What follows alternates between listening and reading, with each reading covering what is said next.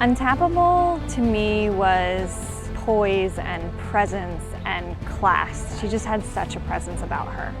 Walking into the paddock in the Breeders' Cup Distaff 2014 was a little bit of a different experience than any other race. I was going into it knowing this was my last Breeders' Cup. Meeting up with Steve was kind of funny because I was like just holding this very, very juicy secret. They're off in the Longines Breeders' Cup Distaff. Coming out of the gate in an outside post, it kind of set us up for a really wide trip. Steven, he used to say to me in the paddock, whatever you do, make it smooth.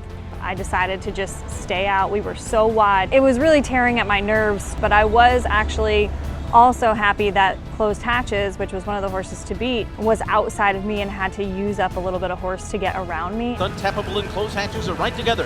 Untapable is wide, Closed Hatches is even farther out wide. So I also had her in my view the whole time. I was able to just let Untapable cruise on the outside without getting dirt in her face down the backside. It's just one of those things where it's like, I really feel like I'm confident on the best horse, and being outside and getting this clear trip was going to be the best case scenario. But again, if you lose that much ground, you kind of get crucified if it doesn't work out. Ria Antonia's down on the inside, Valiant Amelia, and then comes Untapable. But around the turn, when we started to really easily outrun Closed Hatches, Untapable was just still in cruise mode. That's when I said, okay, I've done the right thing, I've made the right trip. And now Untapable is moving up on the outside. Untapable is on the charge. Closed Hatches is not going on. Untapable has taken the lead on the outside of Iotapa. In the stretch, I was pretty confident that we were going to win, and if someone were to beat us, it would have been very unexpected, and I had so much horse at that point. Untapable into the final 16th in front. On the inside, Iotapa fights on.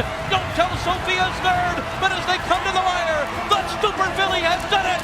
Untapable has won the distaff. Crossing the finish line, there was so much emotion, there was so much relief and just disbelief, really, that this was it. There were so few people that knew that I was pregnant and that I was going to be retiring. When all the emotions came due, I ended up announcing it in the winner's circle, and I was actually fighting with the NBC guys. I was like, Mom, come up on the stage, come up on the stage. And I always apologized to Lafitte because I didn't give him any heads up. I wanted to tell you in person that my retirement starts on Sunday, and Joe and I are starting a family.